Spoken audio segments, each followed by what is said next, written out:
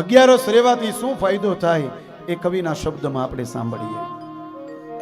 ધન્ય એકાદશી, એકાદશી કરીએ તો વૈકુંઠ પામીએ. ધન્ય એકાદશી, એકાદશી કરીએ તો વૈકુંઠ પામીએ. હે ધન્ય એકાદશી, એકાદશી કરીએ તો વૈકુંઠ પામીએ. ધન્ય એકાદશી, એકાદશી કરીએ તો વૈકુંઠ પામીએ. હે મારે એકાદશી ના વ્રત કરવા છે. તમારો અવાજ નથી આવતો, તાળીનો અવાજ આવવો જોઈએ અને તમે જે બોલતા હો ને એનો અવાજ આવવો જોઈએ. તમે કોઈ નહીં બોલતા હો.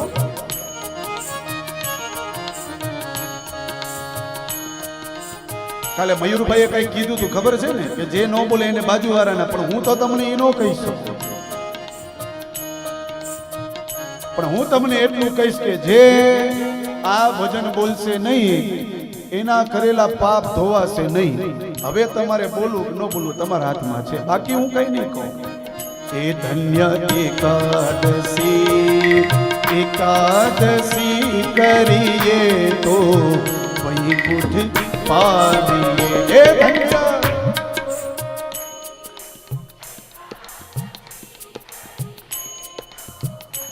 તબલા ને બધું બંધ કરી દો. એ મારે એકાદશી ના વ્રત કરવા છે.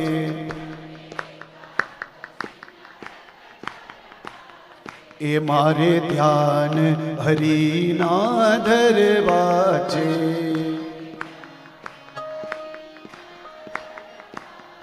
એ મારે વૈકુંઠમાં જઈ વસવું છે. એટલા માટે એ ધન્ય એકાદશી, એકાદશી કરીએ તો વૈકુંઠ પામીએ. એ ધન્ય એકાદશી, એકાદશી કરીએ તો વૈકુંઠ પામીએ. વૈકુંઠ પામીએ. વૈકુંઠ પામીએ. વૈકુંઠ પામીએ. વૈકુંઠ પામીએ. વૈકુંઠ પામીએ. વૈકુંઠ જોતું હોય તો એકાદશીનું વ્રત કરજો. બીજા સ્કંદમાં, ભાગવતજીના બીજા સ્કંદમાં બતાવ્યું છે કે તમે જે જે દેવતાઓની આરાધના કરો ને એ તમને પ્રાપ્ત થાય. એનો વિસ્તાર બતાવ્યો છે, પણ એ વિસ્તાર તમારે સાંભળવો હોય તો પાછું નેરોબીમાં બીજી કથા કરવી પડશે. બોલો રાધે રાધે.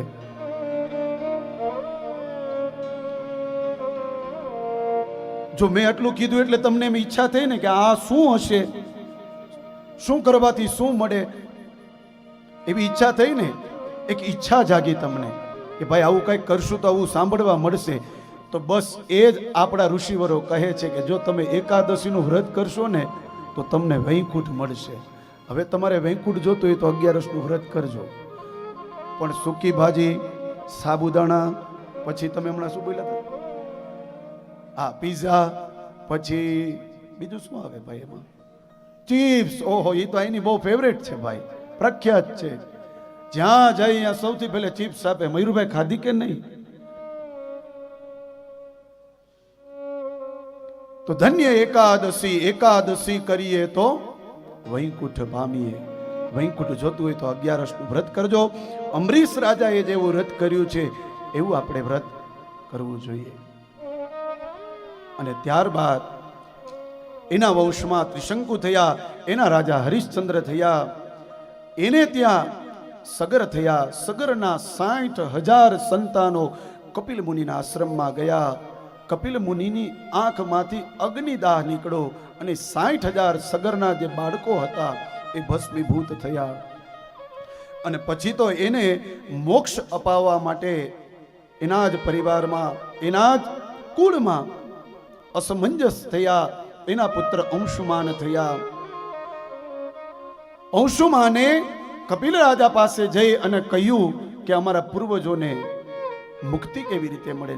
ત્યારે કહ્યું કે જો ગંગા સ્વર્ગમાંથી આવે આ પૃથ્વી ઉપર અને એના પ્રવાહમાં આ તમારા વડીલોનો મોક્ષ થશે, પૂર્વજોનો મોક્ષ થશે. એ ગંગાને બોલાવવા પડે. તો પેલે અંશુમાને ગંગાને બોલાવ્યા, ગંગાજી આવ્યા નહીં. એના કુળમાં એના પુત્ર થયા રાજા દિલીપ. દિલીપ રાજાએ પણ ઘણી બધી કોશિશ કરી, ગંગાજી આવ્યા નહીં. અને એને ત્યાં થયા છે રાજા ભગીરથ. ભગીરથ રાજાએ માં ગંગાને પ્રાર્થના કરી કે હે માં ગંગે, આપ પધારો માં, આ સ્વર્ગમાં આવો, આ ભૂમિને પતિત પાવન કરો, અમારા પૂર્વજોને મોક્ષ આપો. અને 3 પેઢી થઈ ગઈ. વિચાર કરો. ત્યારે માં ગંગા માન્યા અને કહ્યું હું આવું તો ખરી, પણ મારો પ્રવાહ કોઈ ઝીલી શકે એવું છે આ પૃથ્વી પર, આ લોકમાં? અને ત્યારે ભગીરથ રાજાએ ભગવાન ભોળાનાથને પ્રાર્થના કરી કે હે ભગવાન, દેવોનો દેવ મહાદેવ, આ ગંગાના પ્રવાહને તમે ગ્રહણ કરો. ભગવાન શિવે કહ્યું ઠીક છે, આપ કહો રાજા ભગીરથ કે ગંગા આવે હું એને મારા મસ્તકમાં ધારણ કરીશ. અને એ સમયે ગંગાનો પ્રવાહ આવ્યો છે સ્વર્ગમાંથી. અને ભગવાન ભોળાનાથે મસ્તકમાં એ ગંગાને ધારણ કર્યા. પણ એ ગંગાને થોડું અભિમાન હતું ને સાહેબ. નકર વિચાર કરો કે જે વ્યક્તિ સ્વર્ગમાં છે એ વ્યક્તિ સ્વર્ગમાંથી અહીંયા પૃથ્વી ઉપર આવે એનું કારણ શું? તો આપણા ગ્રંથો કહે શિરઃ સાર્વમ સ્વર્ગાત પશુપતિ ક્ષિતિધરમ. એ ગંગાને અભિમાન હતું ને એટલે સ્વર્ગમાંથી શિવની જટામાં આવી. હજી અભિમાન કે મારો પ્રવાહ વધારે છે. ભગવાન શિવે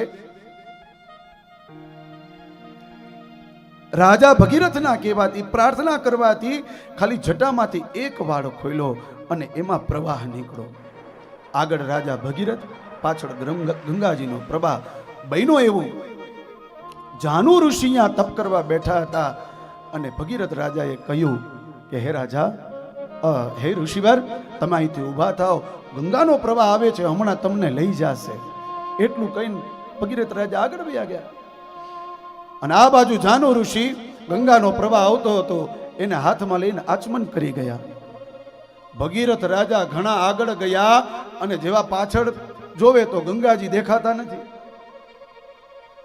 આવીને પૂછ્યું જાનુ ઋષિને, પેલા ગંગાજી ક્યાં ગયા? બોલે બહુ તરસ લાગતી હતી ને, લાગી હતી એટલે એ પી ગયો, હું આચમન કરી ગયો. આ ઋષિવરની કેટલી તાકાત હશે કે ગંગાજીનું આચમન કરી ગયા. વિચાર કરો કેટલા એ તપસ્વી હશે, એનું આચમન કરી લીધું છે. આજે પ્રાર્થના કરી, 3 પેઢી વહી ગઈ છે. હે ઋષિવાર, આ ગંગાના પ્રવાહને બહાર કાઢો.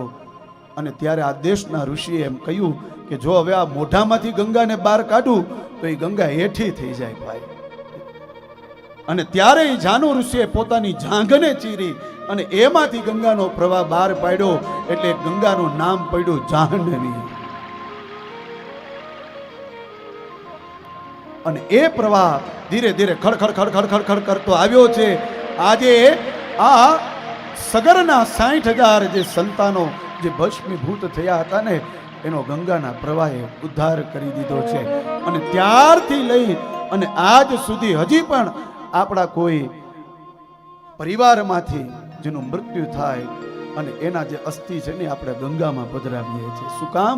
તો કે એનો મોક્ષ થઈ જાય છે. એ ગંગા પતિત પાવિની સાય.